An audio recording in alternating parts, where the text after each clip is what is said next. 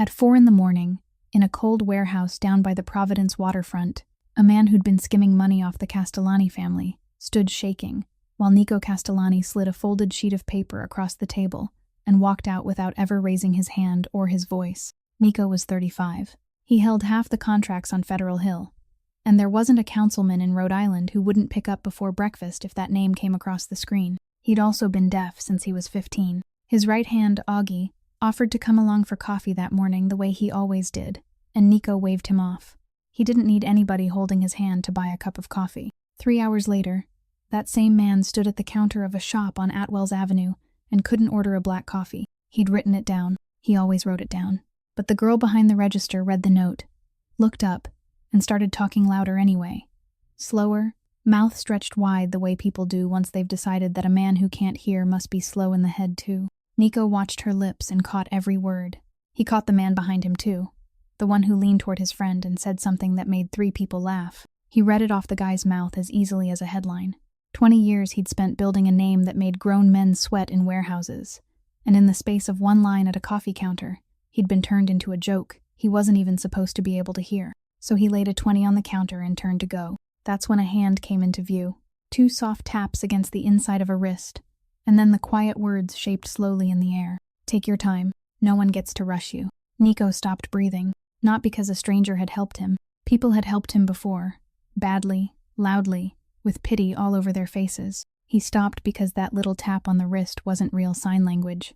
It isn't in any book. It's a home sign, invented inside one family, and there was exactly one woman on earth who ever used it. She'd said those words to him 100 times. She'd been gone for 20 years. He turned around. The woman standing there was a schoolteacher in a coat, 2 winters past, saving, holding a bus pass, counting change in her head.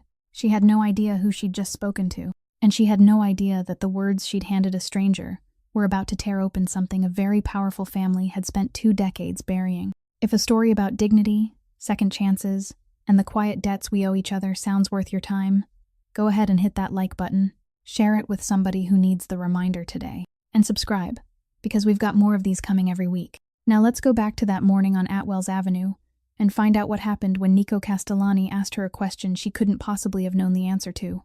He stopped her just before the glass door, and his hand came up faster than he intended, abrupt and sharp, like an order thrown down across a conference table. Who taught you that? There was no question in the way he signed it. No room for the person in front of him to refuse to answer. Tessa took half a step back, not because she was afraid, but because she recognized that kind of signing immediately. She had seen it in people accustomed to being obeyed, and she looked straight into his eyes and waited until he lowered his hand. Only then did she answer, slowly and neatly, in exactly the rhythm she used with the children in her classroom. An elderly woman, when she was very little, who taught in a church basement on Saturday afternoons. She didn't know the woman's last name. The children only called her Miss Rosie. Nico stood rooted to the cold sidewalk. That name fell into the middle of his morning like a stone dropped onto the surface of a frozen lake, and for one moment he wasn't sure whether he was still standing on Atwells Avenue or had been dragged backward into another place, another hallway, another locked bedroom door he had sworn never to think about again. He wanted to ask more.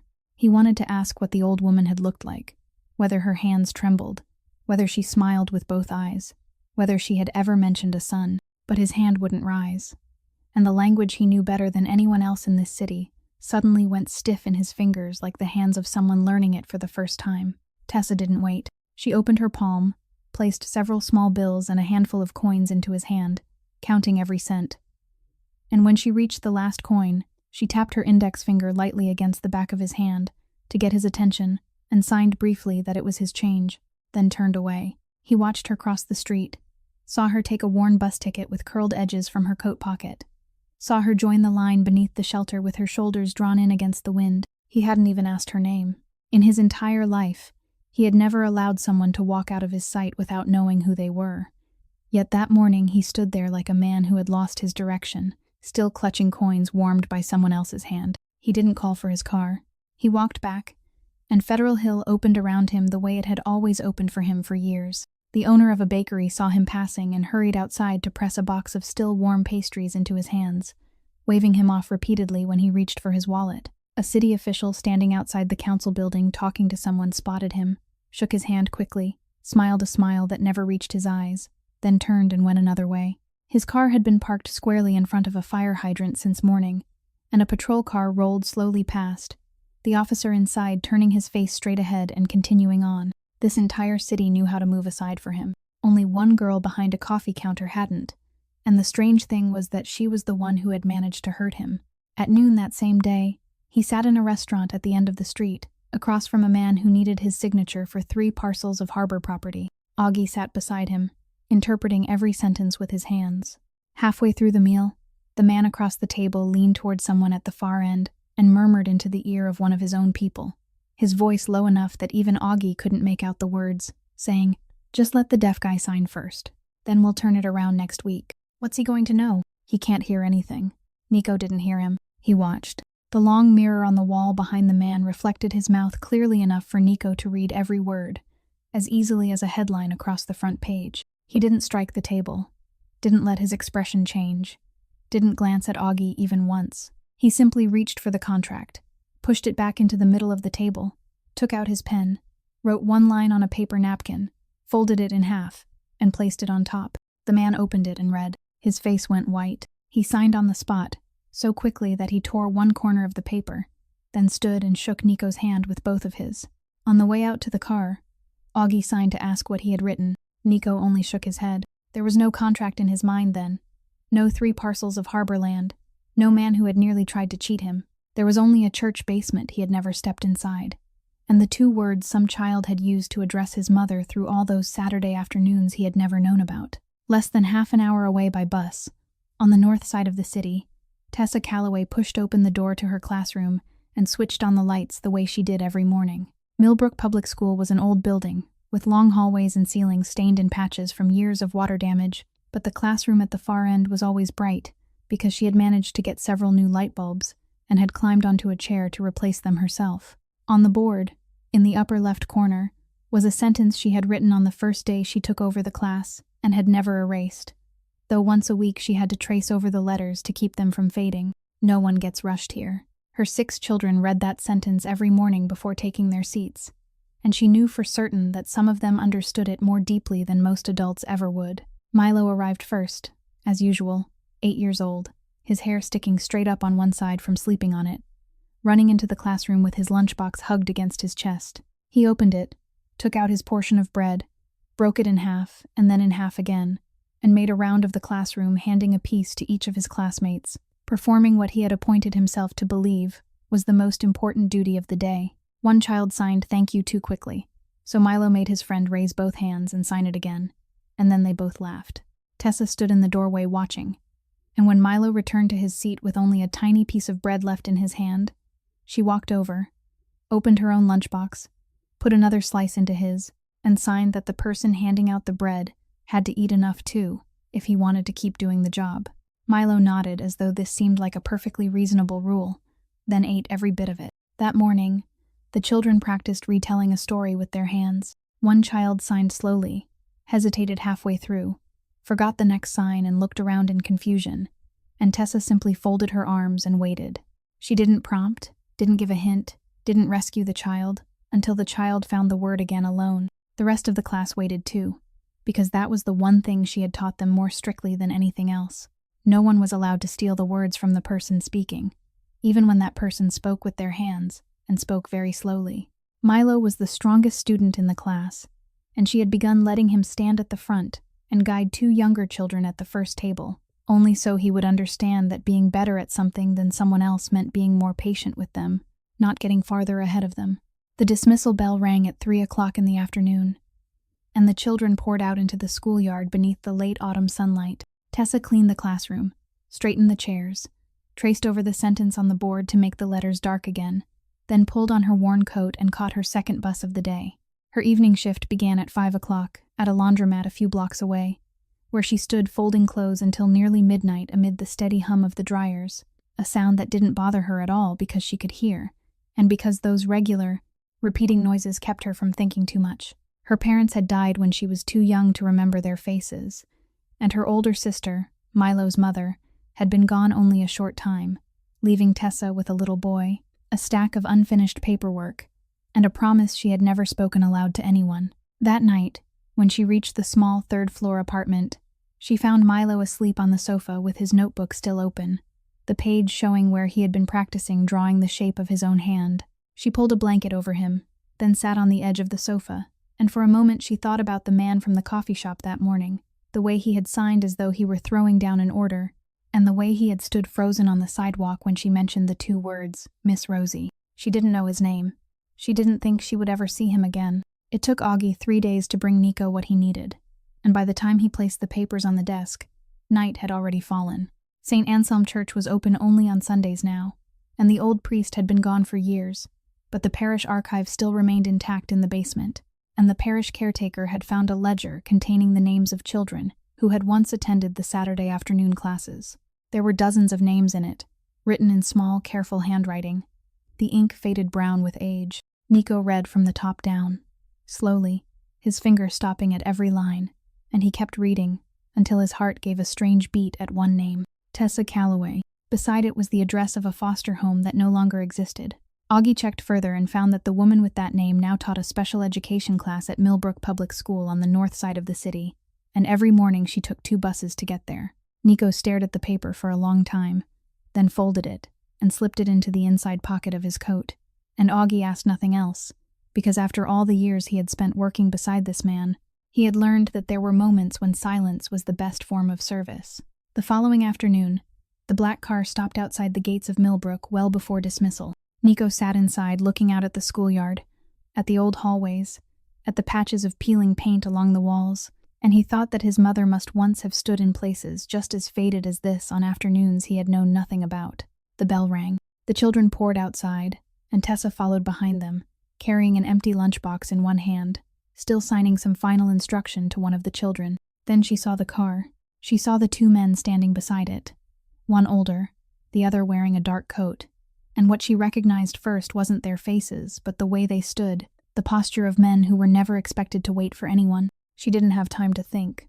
She stepped forward, turned, and placed herself directly between them and her 6 children, both hands slightly spread behind her, as though she were closing a door. Milo stood immediately behind her, looking up at her, and then toward the men, not yet understanding what was happening. Nico saw all of it in a single breath. He saw her open hands behind her. He saw that she never looked down at her feet, that she looked straight at him instead. The look of someone prepared to remain there to the very end, even though she had nothing in her hands.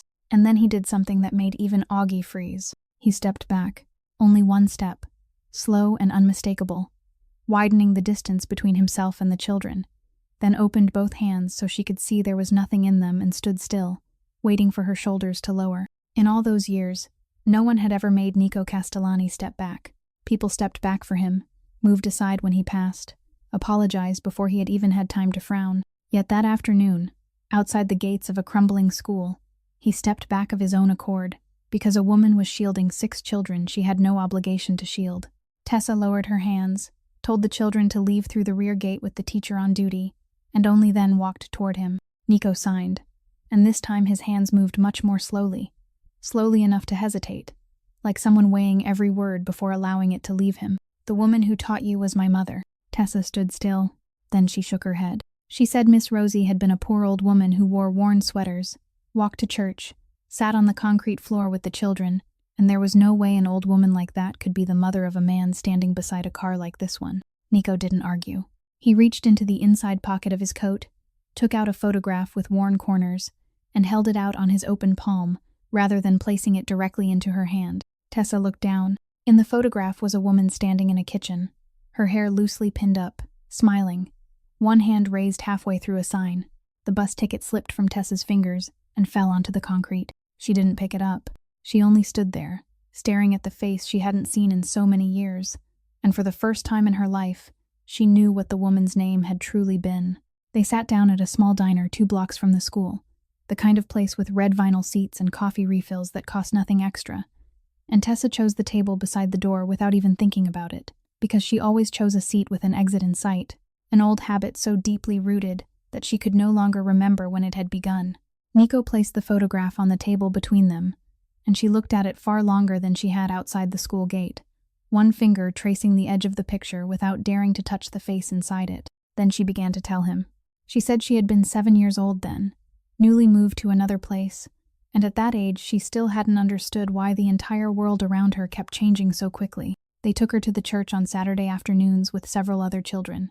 In the basement, a woman stood in front of a board, signed a sentence, then looked down and waited for the children to repeat it. The others could. Tessa couldn't. She kept staring at those moving fingers, but the shapes slipped away before they could become meaning, and the harder she tried, the stiffer her own hands became. The whole room waited. She sank down onto the concrete floor, hid both hands inside her sleeves, and cried. Not because she was sad, but because she was ashamed, because she thought she was slowing down the entire class. The woman didn't say anything to the other children, didn't tell them to wait, didn't hurry Tessa.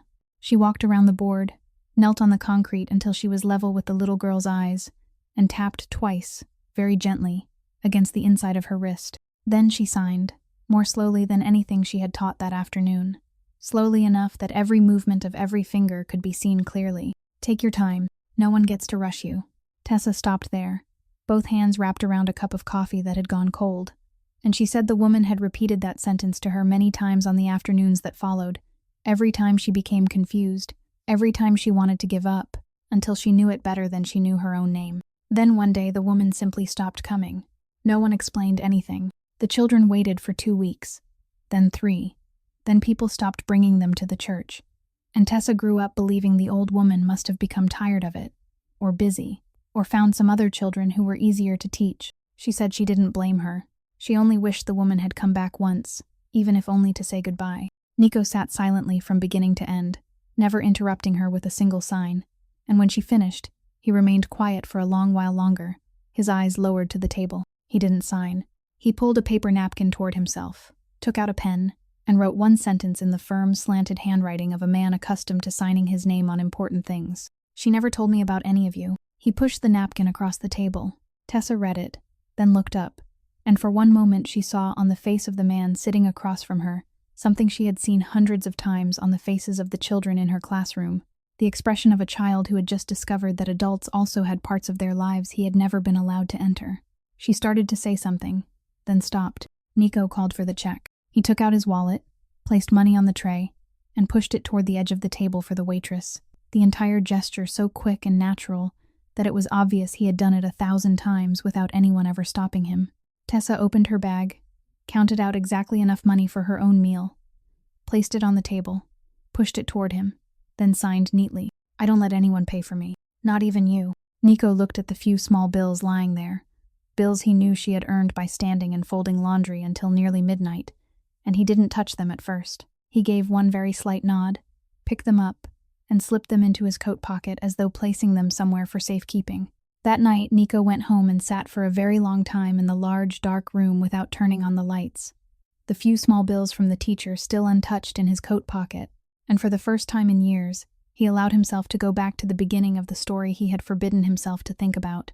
People had always assumed his father knew nothing about those Saturday afternoons in the church basement. The truth was that he knew. He had known from the beginning, and he had allowed it in the voice of a man granting a favor, rather than giving his consent. He told her that if she wanted to go down there and teach those children, she could.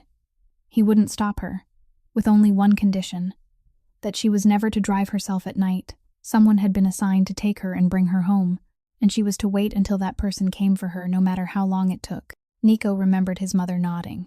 What his father forbade was something else. He forbade her from signing in front of outsiders. Inside the house, she was his mother, and her hands spoke from morning until night. She scolded him with her hands, told him stories with her hands, called him downstairs for dinner by tapping twice against the doorframe.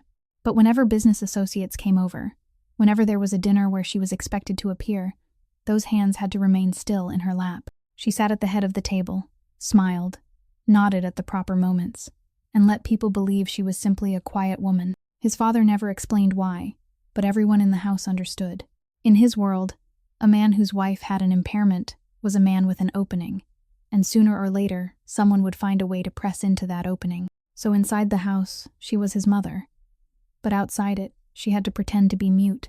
Nico had grown up with those two versions of his mother, and he had never asked whether it hurt her, because back then he could still hear, and any child who can hear believes silence is only silence. Then he was 15. A fever that lasted several days, a week in the hospital, And when he woke, the world had gone silent forever.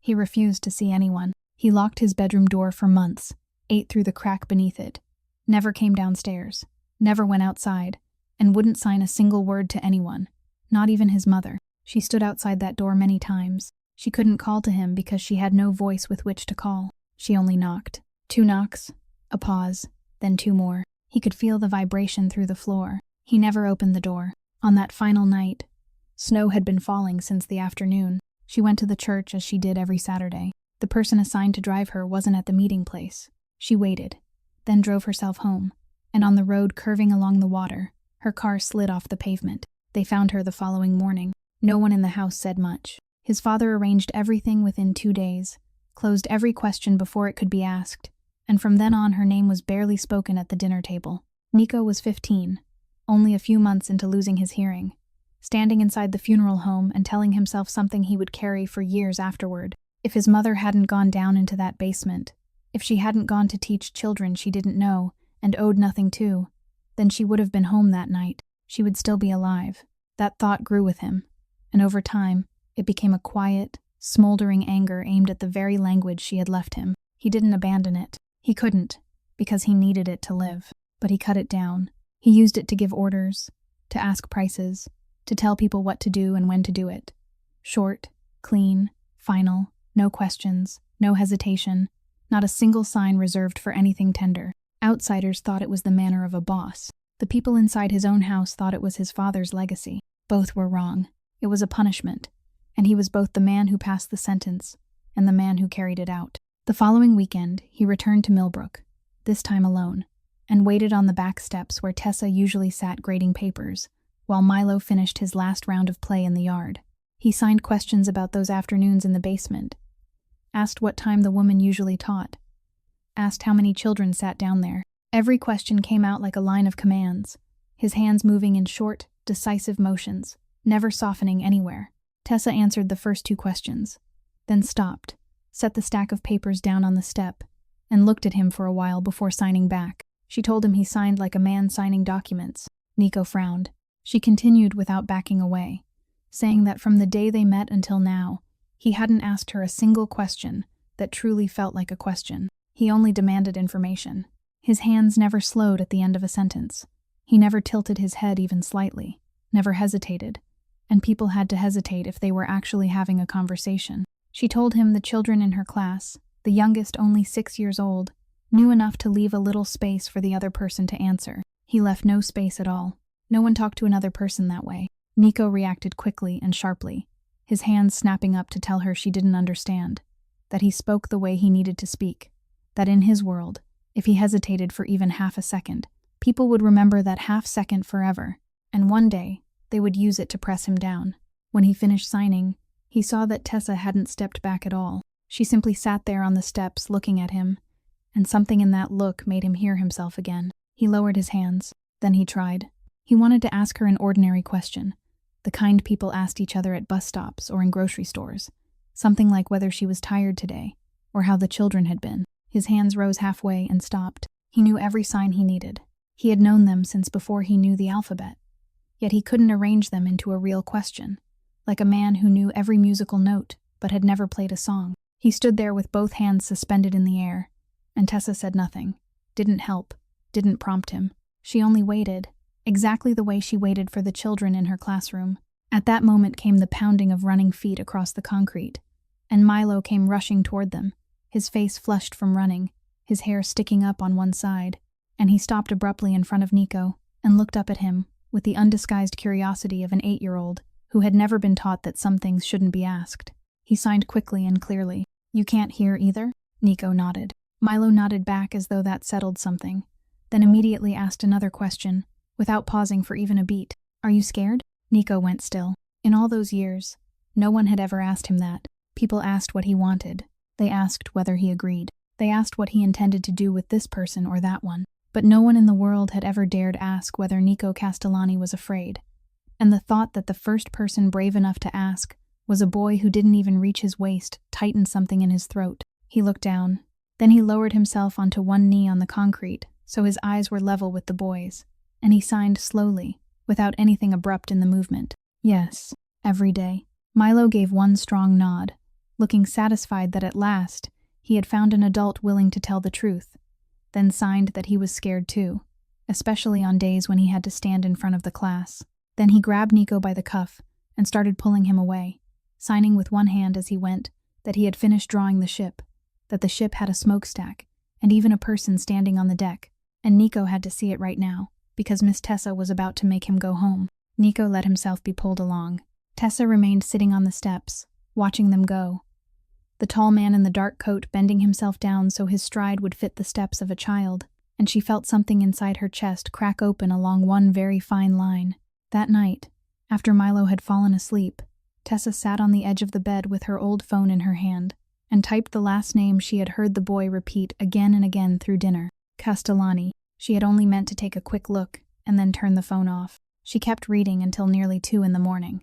Local articles from years earlier, headlines about investigations that went nowhere, distant photographs of a man walking between 2 others on courthouse steps, comments hinting at harbor construction contracts, contractors who quit halfway through jobs, witnesses who changed their minds at the last possible moment. There had been no convictions. Nothing had ever been proven. But too many things seemed to stop around that name in ways no one could explain. Tessa placed the phone face down, looked across at Milo's notebook, still open on the table with the unfinished drawing of the ship, and she sat there until morning. The following weekend, when Nico came again, she didn't invite him to sit on the steps. She stood with her arms folded across her chest and signed that she knew who he was. Nico didn't look surprised. He gave one nod and waited. Tessa continued, her hands steady and clear, exactly the way she signed when teaching the children something important, never rising in intensity, never trembling. She said she taught 6 children the same thing every day, that people weren't measured by their houses or their money, but by how they treated those weaker than themselves, by whether they were willing to slow down for someone who spoke slowly. She said she had repeated that lesson so many times that the children knew it by heart. Then she looked directly at him and signed that she couldn't teach them those words in the morning and sit here with him in the afternoon. Nico denied nothing. He didn't tell her that everything online was only rumor, didn't say people hated his family, didn't offer a single explanation, and the fact that he didn't deny any of it made Tessa feel colder than she would have if he had argued. She asked him one question. She asked what he did when someone stood in his way. Nico remained still for a long time. Then he took out the small notebook he always carried, wrote one sentence, tore out the page, and handed it to her. "You don't want to know." Tessa read it and nodded slowly, like someone having something confirmed that she had already suspected. She signed back, and this time her hands trembled slightly, but not because she was afraid. She said that was exactly the problem. Not the answer, but the fact that he believed he had the right not to answer. She said he had spent so long living without anyone demanding an explanation from him that he had started mistaking it for kindness, started believing that hiding things from people was the same as protecting them. She told him she had spent most of her life surrounded by adults who never bothered explaining anything. They took her somewhere and brought her back, made decisions for her, believed that because she was young she didn't need to know, and she had promised herself that when she grew up she would never stand on the same side as people like that. Nico raised his hands. He wanted to tell her that he wasn't like his father, that he had rules, that there were things he had never done and would never do. But once again his hands stopped at the same place they always stopped, because he knew that everything he was about to sign was only another way of saying, "You don't want to know." He lowered his hands. Tessa waited for one more beat, and when she saw that he wasn't going to say anything, she bent down, picked up the stack of half-graded papers from the step, tucked them beneath her arm, and signed one final sentence. A short one. "Thank you for the photograph." Then she turned and walked inside without looking back once, and Nico remained alone in the empty schoolyard, for the first time in his life, the person being left behind instead of the person who walked away. The family meeting took place on Wednesday evening in the large dining room of the old house, where his father had once sat at the head of the table and where Nico sat now. 7 men, one long table, and Augie standing slightly behind Nico's shoulder as always. Franco Del Vecchio opened the meeting in the pleasant voice of a man who had prepared everything in advance. He said the council had discussed the matter, that it wasn't easy to say but had to be said for the good of everyone, that business was different now than it had been in the old days, that partners from out of state weren't accustomed to sitting and waiting for an interpreter, and that there were meetings where a delay of only a few seconds was enough to make people think differently about the entire family. Then he made his proposal. There was a doctor in Boston, an implant surgery, and the council would cover the entire cost. He used those exact words, so you can look normal in front of people. The whole table went silent. Franco proposed a vote, and hands began rising one after another. Slowly, some men unable to look Nico directly in the eyes. Nico remained seated and looked at each of them in turn. Then he raised his hands, and he didn't sign quickly the way he usually did. He signed slowly and broadly so everyone in the room could see, while Augie translated every word in a voice loud enough for the man sitting farthest away to hear clearly. He said the surgery wasn't for him. He said he had lived his entire life like this, that he could sign contracts, that he could read people more clearly than many men who considered themselves sharp-eyed, and that his ears had never cost this family a single dollar. He said, "You want to fix my hearing so you won't have to learn how to speak to me." He paused for one beat to let Augie catch up. "That isn't treatment. That's laziness wearing concern like a coat." Franco laughed. He didn't laugh quietly, didn't murmur to the man beside him. He looked directly at Nico and said loudly enough for the entire table to hear that the old woman used to say pretty things like that too. And look what they got her in the end. Someone in the room drew in a breath. Augie went rigid and didn't translate. Nico didn't need him to. He watched Franco's mouth, the same mouth he had watched since Franco was a skinny young man running errands for his father. Nico didn't stand. He only reached down toward the leather case beside his chair, took out a thin file, and sent it sliding across the table until it stopped in front of Franco. Franco opened it. His face changed very slowly, little by little, like a wall losing one brick at a time. Inside were every one of his debts, from gambling houses outside the city, papers he had believed had disappeared after someone secretly bought them from his creditors years earlier. Nico signed, and Augie translated. His voice rough this time. "I've had these for years and never mentioned them once, because I thought you were family." Franco closed the file very quickly and pressed both hands down over it, and no one in the room said another word. The vote died right there. Nico moved on to the remaining business of the evening. Several harbor contracts, a delayed payment, the south warehouse roof that needed replacing before winter. Then, near the end, when people had already begun pushing their chairs back, he added one small matter in the calm manner of someone mentioning a minor expense. He said he was going to have the entire old archive at St. Anselm restored, the dozens of boxes of records that had been sitting in the church basement since the old priest's time, all of it sorted, cleaned, and properly preserved. He said the parish had already agreed. He didn't explain why, and he had no intention of explaining, because in all the years he had sat in this chair, he had never had to explain anything to anyone. He said it out of pride, because he wanted the men at that table to understand that even after rejecting them, he could still do whatever he wanted with his own money. The men around the room nodded politely. Only Franco didn't. He remained seated, with both hands still pressed over the file in front of him, his eyes fixed on the tabletop. What no one at the long table knew that evening, and what even Augie only pieced together later, was that Nico had already bought the abandoned parish hall at St. Anselm several weeks earlier. The low brick building stood tucked behind the church, its roof sagging, its windows boarded over, and beneath it was the basement he had never once set foot inside in his entire life. He hadn't bought it to keep it. He had bought it to tear it down. The demolition permit had already been filed. The contractor had already set a date. And in Nico's mind, the matter was perfectly clear, that as long as that basement remained standing, there would still be a place in this world that had taken his mother from him, without ever having to pay a price. He only intended to see it once before it was gone. Tessa heard about it from a parent whose relative worked with the parish, and she went there on Saturday afternoon, waiting outside the fence until his car pulled up. She didn't greet him. The moment he stepped out, she signed and asked whether he was really going to tear the place down. Nico nodded. Tessa looked at the building, then at him, and signed slowly that the basement below was where she had learned how to speak to other people, that without it she would have grown into a child unable to express what she wanted, and would have spent her whole life knowing only how to nod and shake her head.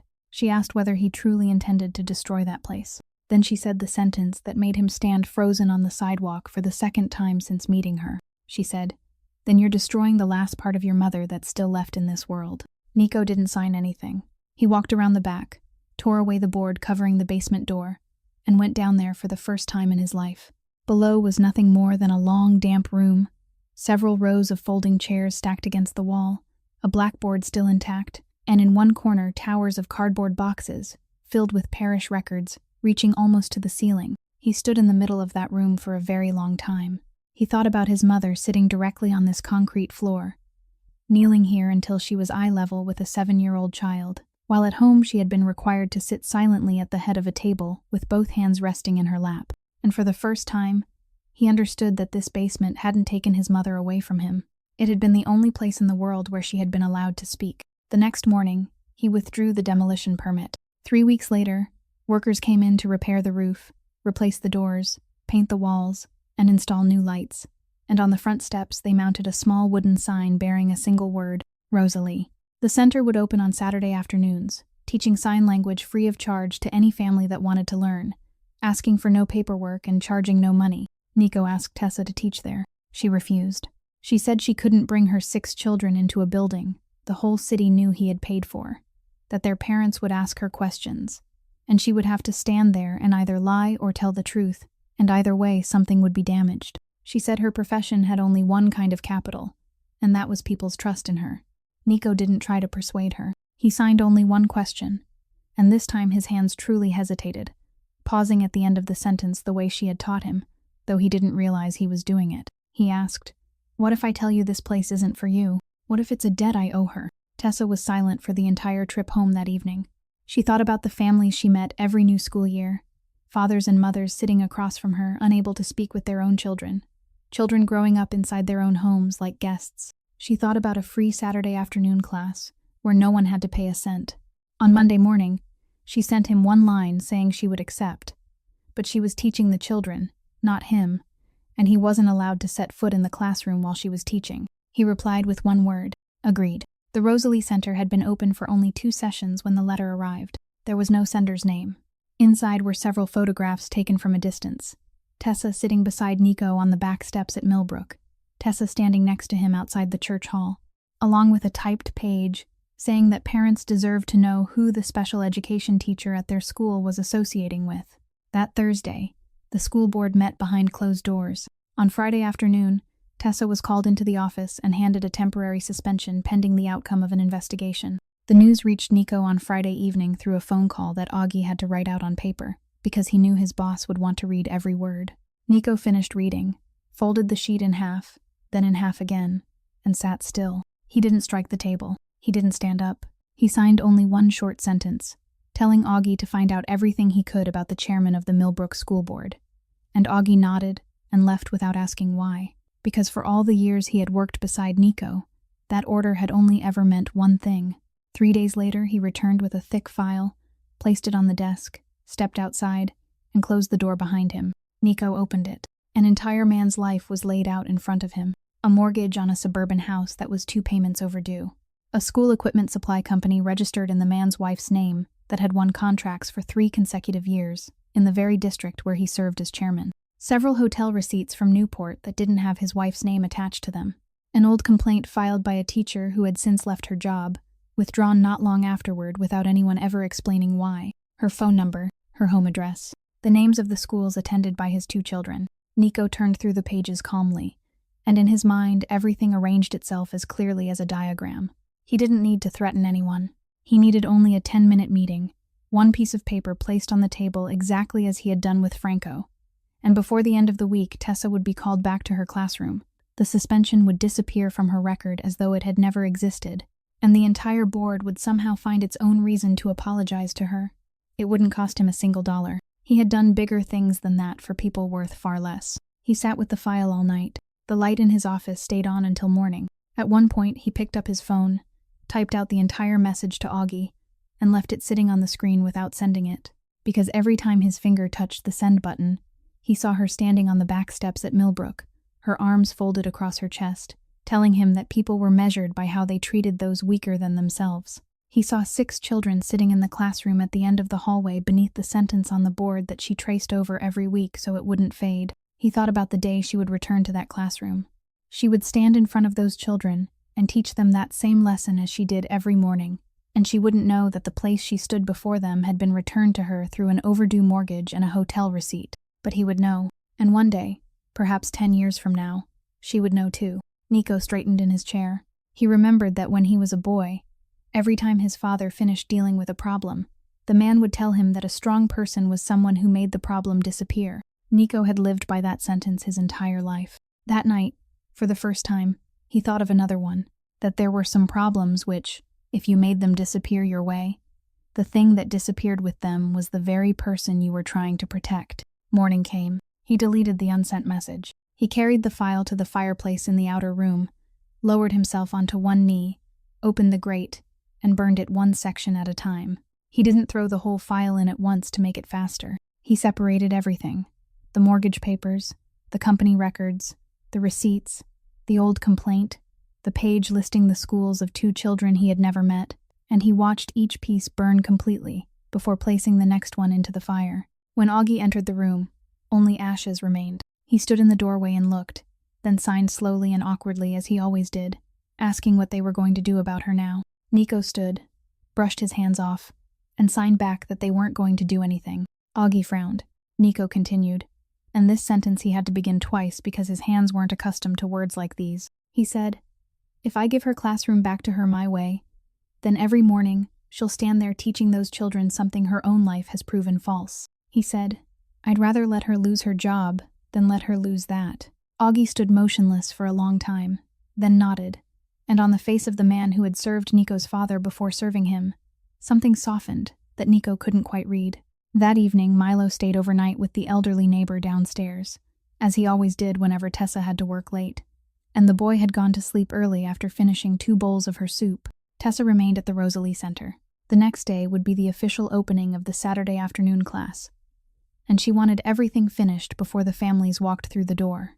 She straightened the 2 rows of tables, arranged the chairs in a U-shape so that no matter where anyone sat, they could clearly see everyone else's hands, wiped down the old blackboard, and on the wall beside the door she taped up small sheets of paper bearing the names of the students who had registered. She wrote every name by hand, traced each one in darker strokes, then placed them neatly at children's eye level. There were no cars in the parking lot because she had taken the bus as she did every day, and the final bus wouldn't come for more than another hour. Behind the church, not far away, 2 men stood watching the dark building and assumed no one was inside. Franco had spent several nights sitting with the papers documenting his debts, but money wasn't what kept him awake. Money he could still find a way to manage. What made him sweat was the calm sentence Nico had spoken at the end of the meeting. The one about restoring the old parish archive, about the dozens of boxes of records sitting in the basement that would soon be hauled out, opened, and sorted page by page. Franco knew what was buried among them. He had known for years. The fire began in the back corner of the storage room, where several cardboard boxes had been stacked, and it spread faster than either man had expected. Tessa was standing on a chair taping up the final name when she saw smoke seeping through the gap beneath the door along the wall. Augie was the one who called. He had kept someone watching the building since the center opened, and the call came while Nico was sitting in his car on the other side of the city. Augie didn't have time to write anything. He simply held up the phone so Nico could see the screen, then pointed in the direction of the church, and Nico understood before Augie had even finished pointing. The car tore away. By the time he arrived, the rear of the building was glowing with fire. Smoke was pouring through the cracks around the windows, and a man on the sidewalk was calling the fire department. Nico didn't wait. He took off his coat, forced open the front door, and went inside. It was hot and dark, the smoke so thick he could see only a few steps in front of him. He moved along the wall, feeling his way past each doorway, and found her near the wall where she had posted the names, crouched low, one hand covering her mouth, the other still clutching several sheets of paper. He pulled her to her feet, wrapped an arm around her shoulders, and together they began working their way back toward the entrance. They had crossed half the room when there was an enormous sound, a sound everyone in the building could hear except one person, and a section of ceiling above the hallway collapsed directly between them, throwing Nico to one side and forcing Tessa backward to the other. Dust and smoke surged upward. By the time the air cleared even slightly, they were on opposite sides of the wreckage, unable to see each other. Tessa called out. She shouted his name, shouted as loudly as she could, called until her throat burned. On the other side, Nico got to his feet with one hand braced against the wall, and he heard nothing. He couldn't hear her. He couldn't hear the sirens drawing closer outside. He couldn't hear the wooden beams overhead slowly beginning to crack. In the dense smoke, every wall looked the same, and the only point of reference he had was the front door whose position he had memorized when he entered. He turned toward the direction he believed would lead him out. Then he began walking. With every step, he moved farther away from that door, and he had no way of knowing it. Tessa called 2 more times before she understood. She was calling out to a man who couldn't hear, and she had wasted several precious breaths doing the most useless thing in the world. That realization came at the same moment as another one, much older, buried somewhere at the bottom of her memory from those Saturday afternoons in this basement. She remembered once when a child in the class had been sitting with his back turned, absorbed in a drawing, and the woman hadn't walked around to touch him on the shoulder. She had knelt on the concrete floor, placed her palm flat against it, and struck twice. The child turned around immediately. She told the whole class that if one day you can't see someone and that person can't hear you, you still have the floor. The floor connects everyone. Tessa lowered herself down. She pressed her whole body against the old wooden floor, the lowest place and the one where a little clean air still remained, raised one hand, and slammed her palm against the boards with all her strength. Twice, then a pause, then twice again. She kept striking in that exact rhythm, steady and unchanged, like someone knocking on the door of a house they knew for certain had someone inside. On the other side of the wreckage, Nico was moving through the thick darkness, one hand following a wall he believed would lead him toward the front door. He had gone perhaps a dozen steps. Then he stopped. Something touched the soles of his feet through his shoes, so faint that anyone else might have ignored it. 2 beats. A pause. 2 beats. He froze in the middle of the burning room. His entire body recognized the rhythm before his mind could give it a name, because it was the same rhythm that had tapped against his bedroom door every evening to call him down to dinner. The rhythm that had sounded outside the door he kept locked for months when he was 15, and never once opened. He turned around. He dropped to his knees, placed both hands flat against the floor so he could feel the direction more clearly, and began crawling back toward the vibration. Whenever it weakened, he shifted left. Whenever it grew stronger, he moved straight ahead, following it toward her like a man tracing a rope through darkness. He found her lying close against the wall. He pulled her up. She clung to his shoulder, and this time she was the one who guided them, because she could still hear the sirens and knew which direction the front of the building lay. They worked their way around the debris, followed the row of folding chairs stacked against the wall, and the front door appeared through the smoke at the same moment a beam of light swept across it. People caught hold of them on the steps. Outside, cold air struck their faces. Red fire engine lights spun across the brick walls, and the 2 of them sank onto the curb, coughing, unable to say anything. Paramedics wrapped blankets around their shoulders, checked them, gave them oxygen, then said they were both all right, only smoke inhalation, nothing serious. Tessa sat trembling violently, and only after a long while did she turn toward him, raise her hands, and ask how he had found her. Nico looked at her, and for one moment he couldn't sign. Then he pointed down at the pavement beneath their feet, struck the concrete twice, and looked back at her. Tessa understood. She told him Miss Rosie had taught her that when she was 7 years old, right there beneath that basement, that woman had saved her son for the 2nd time, after all those years, through the hands of a child she had once taught for only a few Saturday afternoons. Nico sat silently for a very long time, with the blanket around his shoulders. Near dawn, when the fire was completely out and people had begun clearing the entrance, a firefighter came outside carrying something and placed it on the sidewalk beside where they sat. It was a cardboard box filled with records, one corner badly scorched. The edges of the papers inside curled from the heat, but most of it still intact. He said nothing remained of the storage room in the back except this one box, because several rows of folding chairs had collapsed over it and shielded it from the flames. On the lid, in handwriting faded brown with age, someone had written 2 words: Saturday class. The box was brought to Tessa's apartment 2 days later, after the site had been cleared and the investigators no longer needed to keep anything. She opened it alone that evening after Milo had gone to sleep, sitting on the living room floor with the box between her knees. Inside were things no one but her would have cared about anymore.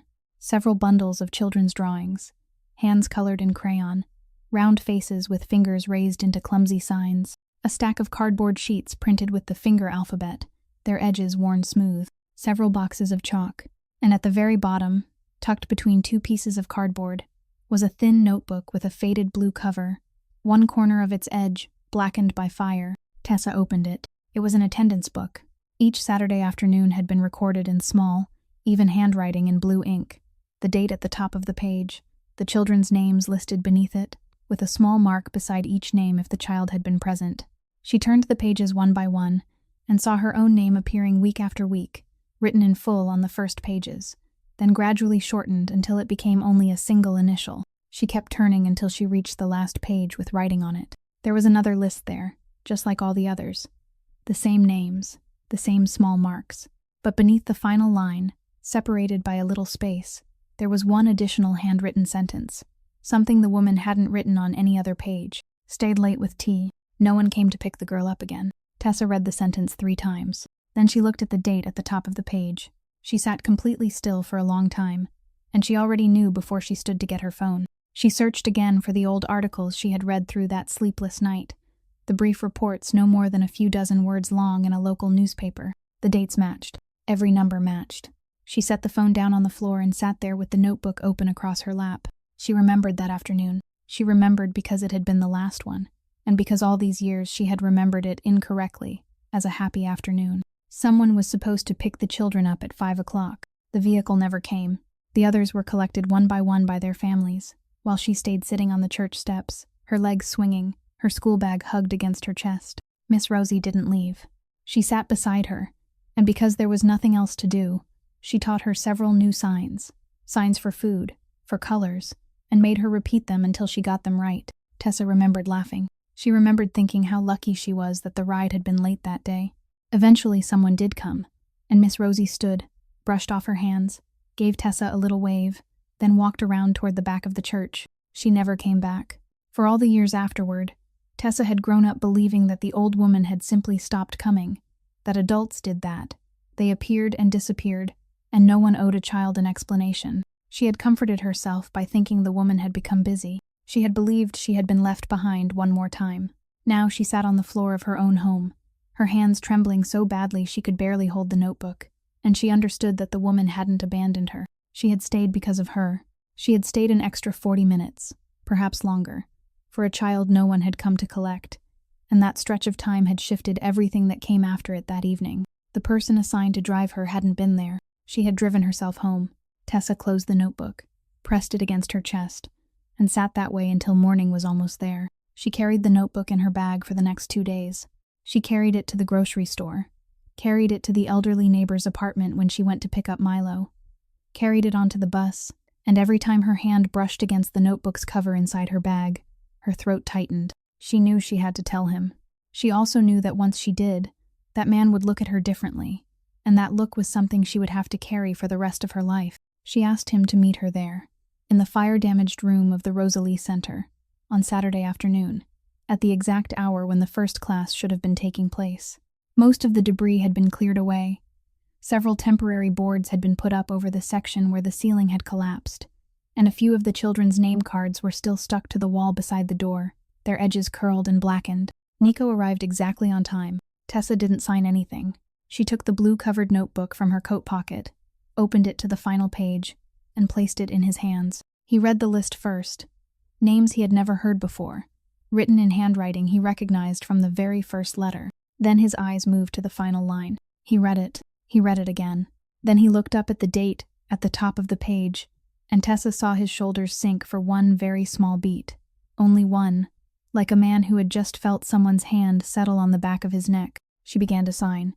She wanted to tell him that she hadn't known, that she had only been 7 years old, that all these years she had believed the woman had simply stopped coming. Nico didn't look at her hands. He closed the notebook, placed it on the ash-covered wooden table, stood, and walked out. Not one word, not even a nod. He passed through the doorway, and the sound of the door closing was the only thing left echoing through the room. Tessa stayed there. The light slowly faded.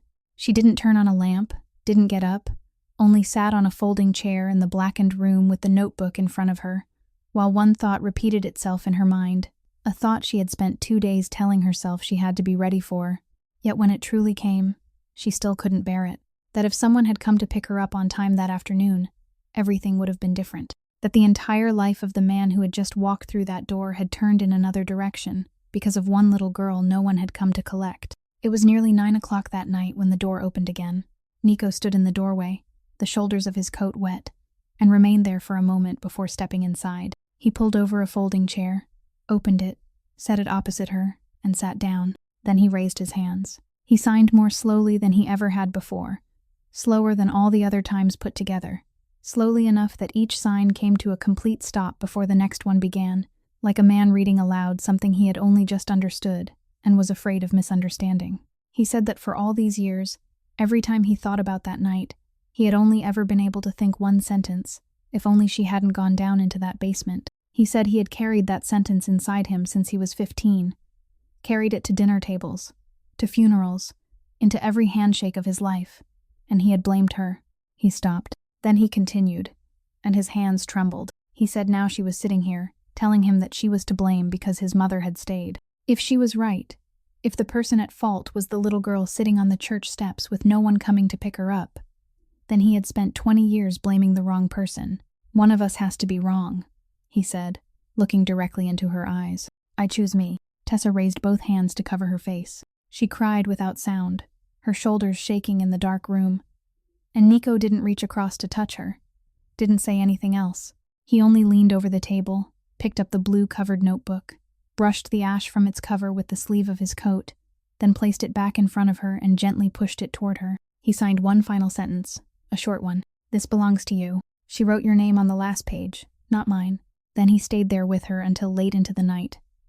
2 folding chairs in the middle of a fire-damaged room, neither of them saying another word. And for the first time in his life, Nico discovered that silence wasn't something he had to endure. It happened on a Tuesday afternoon, while Tessa was standing at the laundromat folding clothes, her phone tucked inside the pocket of her coat hanging behind the storage room door. Milo was taken from school to the hospital, and at admissions they opened his student file and started calling family members from the emergency contact list. The first number rang inside a coat pocket where no one could hear it. They moved to the second box. A few weeks earlier, while filling out the boys' beginning of year forms again, Tessa had stopped with her pen over that box for a very long time. She had no one to put there.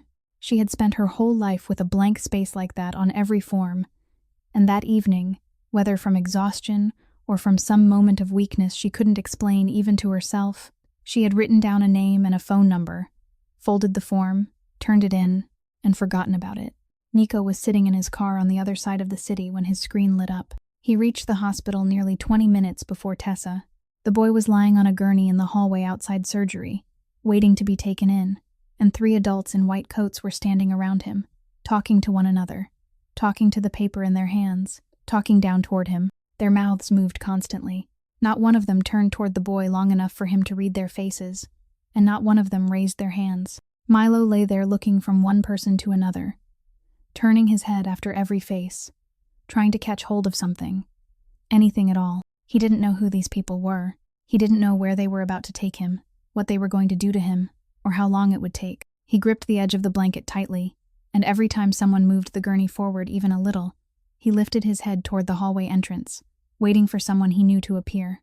Nico pushed through the group with his shoulder. He didn't say a word to anyone. He lowered himself onto one knee beside the gurney, brought his face directly into the boy's line of sight, and waited until Milo saw him. Then he reached out and tapped twice, very gently, against the inside of his wrist. Milo stopped craning his neck toward the door. Nico signed slowly, one sign at a time. Take your time. No one gets to rush you. Then he continued, explaining to the boy in the language he understood that the doctors were going to take him into the bright room behind that door. They were going to let him sleep for a while. He wouldn't feel anything, and when he opened his eyes, Miss Tessa would be sitting right beside him. He asked if he understood. Milo nodded. Then he signed back and asked whether Nico would stay outside the door. Nico nodded. The boy thought about it for a moment. Then his face relaxed and he smiled, the wide, toothy smile of an 8-year-old who had finally been told the whole story by an adult, and he raised his hands and signed that in that case, they could go. They pushed the gurney through the doors. Tessa arrived just as they closed. She ran down the hallway, her hair disheveled, her clothes still carrying the smell of the laundromat, and stopped short when she saw Nico standing there with the boy's small blue coat draped over one arm. She asked whether he had been afraid. Nico signed that no. The boy had gone in smiling. The surgery lasted more than 2 hours. The doctor came out and said everything had gone well. They had gotten him there in time. There was nothing to worry about. He would only need to stay for a few days. Tessa nodded her thanks, then sank into a chair and covered her face with both hands for a long time. That night she fell asleep in the chair beside Milo's hospital bed. Nico sat in the hallway all night. He didn't go home, didn't call anyone to replace him, didn't ask Augie to bring him anything. He sat on a row of plastic chairs beneath the white hospital lights, his back straight as always, and across his lap lay the small blue coat he had been holding since that afternoon, both hands resting over it, never letting go once. Milo had been home for 10 days when the letter from family court arrived. Tessa opened it right there at the foot of the stairs and had to sit down on the step before she could finish reading it. Milo's guardianship case had been reopened for review. The petitioner was a man whose name appeared on the boy's birth certificate, a man Tessa's sister hadn't mentioned once during the final years of her life. Tessa's weakness was written plainly in that document. She was Milo's legally appointed guardian, but the formal adoption had never been completed, because every time she had tried, she had stopped at the fees and at the list of paperwork that seemed impossible to finish without a lawyer. What sent a chill down her spine wasn't the petition.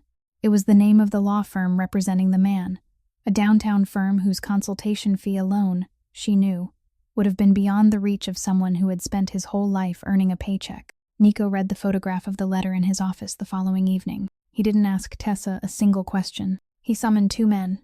They stood across the desk in silence and waited. He pulled out a sheet of paper, wrote an address and a time window on it, then pushed it across the desk. The man standing closest bent down to read it, nodded once, and both of them understood immediately what they were supposed to do, because for years papers like that had crossed this desk, and every problem written on them had disappeared within a matter of days. Nico almost nodded. Then his eyes stopped at the corner of the desk, where there was a printed photograph Tessa had sent him the week before, showing Milo standing at the front of the classroom guiding 2 younger children, one hand raised halfway through a sign, his mouth stretched into a wide grin. Nico looked at that photograph for a long time. He thought about the day the court hearing would end, and the boy would be allowed to stay. He thought about Milo growing older someday, asking why the whole thing had been resolved so quickly, and someone eventually giving him an answer. Nico reached across the desk, pulled the sheet of paper back toward himself, and tore it in half. Then he tore it again. The 2 men stood frozen. Nico signed for them to leave, then picked up his phone and messaged his attorney, telling him to find the best family law attorney in the state, pay whatever it cost, and do everything through the proper process, without a single missing signature. At the same time, he had someone follow the money. It took less than a week. The retainer paid to the other law firm had passed through 2 intermediary accounts, and both led back to a small trucking company on the south side of the city that Franco Del Vecchio had owned for years. Nico went to see him on Sunday evening in the same dining room with the long table, just the 2 of them, without Augie. He placed a copy of the money trail on the table. Franco looked at it, then laughed. The laugh of a man who was tired of carrying something inside himself for too long. He told Nico not to look at him like that. He said, "You want to know why I hate you so much? It isn't because of the chair." Then he told him. That night, Franco had been the one assigned to pick Nico's mother up from the church. He had been young. He had thought she would stay inside for another hour, and he had stopped at a place down the street, intending to stay only half an hour. By the time he came out, it was already too late. When he got back to the church, her car was gone from the lot. He said Nico's father had known everything. The very next morning, he had called Franco into the room, closed the door, and told him to keep his mouth shut from that day until the day he died. Not to protect Franco, but because if the truth came out, people would ask why the lady of the house needed someone to drive her, why she couldn't drive herself at night, and then the whole city would know that his wife was deaf. Franco said Nico's father would rather bury the whole thing than let people know that. Nico sat in silence. For all those years, he had blamed his mother. It turned out the man who deserved the blame had been sitting down to Sunday dinner with him all along. Following Franco's money trail uncovered something Nico had never been looking for. His accountant, while cross-checking the intermediary accounts, discovered a series of outside inquiries that had touched those same accounts years earlier, and those inquiries hadn't come from a bank. Nico had people dig deeper. 3 days later, what was placed on his desk was no longer about Franco. It was a list of meetings, document handoffs, federal case numbers, and at the top of every entry was the same name, August Rinaldi. Nico sat with those papers for an entire afternoon. He didn't feel angry. He felt a familiar coldness, the sensation his father used to call the moment when the mind became clearest. And he knew exactly what had to happen next, because in his world there was only one way to deal with something like this, and everyone knew what that way was. He called Augie to the south warehouse the following evening. The older man came alone, exactly on time, as he had for all those years. Nico placed the file on a crate in the middle of the warehouse. Augie looked down, read the first page, then stopped reading. He didn't deny it. He didn't step back, didn't raise his hands, didn't offer a single excuse. He reached into the breast pocket of his coat, took out a sheet of paper folded into quarters, yellowed with age and softened along the creases from being opened and folded again too many times, and placed it beside the file. Then he raised his hands and began to sign, slowly and awkwardly, his stiff fingers making the wrong signs several times and having to start them again, exactly the way a man signed when he had learned the language only after his hair had begun to turn gray. He said, "Your mother made me promise, not long before she died. She called me behind the kitchen, handed me this paper, and told me that if one day the boy ever sat in his father's chair, I had to find a way to get him out. I promised her. It took me all these years to figure out how." Nico stood still. He opened the paper, folded into quarters. Inside was the handwriting he had seen twice in the past several months, once in the attendance book, and once on the back of the old photograph he carried in his coat. It wasn't long, only a few lines, written to a man who worked for the family, asking him to watch over her son, and at the end was one sentence she couldn't have written to anyone else, saying that she had no way to save him with her own hands, because in this house she wasn't allowed to speak. Nico finished reading and folded the paper again. Then he pulled a wooden chair from the corner of the warehouse and sat down, his elbows resting on his knees, his head lowered. Augie remained exactly where he was. He had stood in that position many times in his life, behind this man's shoulder, and he knew exactly what this warehouse was used for. A long time passed before Nico finally looked up. He signed and asked why Augie hadn't left. All those years, he had had every opportunity. Augie signed back, and his answer was short because his hands couldn't manage long sentences. He said, "Because I promised I would get you out, not leave you behind." Nico lowered his head again. In that moment, everything seemed to rise in his mind at once.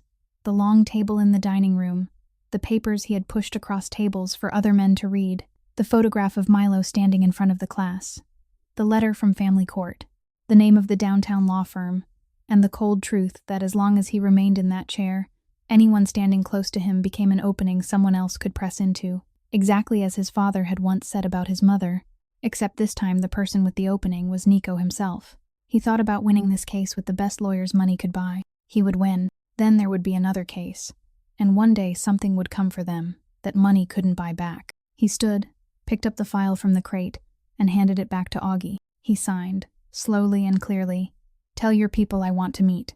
Not through the family lawyers. I'll bring the books. All of them." Augie stood motionless, and for the first time in all those years, the man's hands trembled when he raised them to answer. On the final night before he turned himself in, Nico stayed alone in the house that had already been emptied. The furniture was gone. Pale rectangles marked the walls where paintings had once hung, and in the middle of the living room, the only thing left was the cardboard box, scorched along one corner that Tessa had brought back to him the day before, telling him there was still something inside that didn't belong to her. He opened it.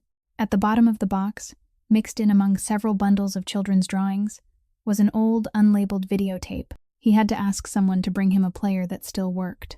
The screen came to life, flickered with static for a few seconds, then showed a kitchen he recognized immediately. The kitchen in the old house. Afternoon light falling through the window. His mother sat down within the frame, pulled her chair closer, straightened her collar, and looked directly into the camera. She didn't speak. She raised her hands and began to sign. She said, "You won't open the door for me. It's been months now. I stand outside there every night, and I know you know I'm there, because I can feel the floor vibrate when you walk close to the door, and then walk away again. I can't call to you, you know that. I don't have a voice that can reach you through a closed door, so I asked someone to record this for me. I'm going to give it to you this weekend, and if you still don't want to see anyone, that's all right. You can watch it alone." Then she continued, slowly, saying the things a mother says to a son who has lost his hearing at 15, that his life wasn't ruined, that from now on he would simply have to watch a little more carefully than other people, and that she had lived her whole life that way and had still seen enough. Nico sat on the floor of the empty house and heard his mother's voice for the first time in all those years, with his eyes. Near the end of the tape, she stopped, smiled, then raised one hand and tapped twice against the inside of her own wrist. She signed, "Do you remember this? You invented it when you were 5. I was watering the plants in the garden that day with my back to the house. Jan checked calling me and I wouldn't turn around. So finally you ran outside and tapped twice on my wrist. You remember, don't you? From that day on, I taught it to all the children at the church. I told them the sign had been invented by a little boy before he even understood that his mother couldn't hear." The screen went dark. Nico sat motionless for a very long time in the empty house. The sign that had stopped him in the coffee shop that morning, the sign that had pulled him back through the smoke, the sign that had made an 8-year-old boy stop craning his neck around a hospital hallway, all of it had begun with his own 2 hands when he was 5 years old, in a garden he could barely even remember.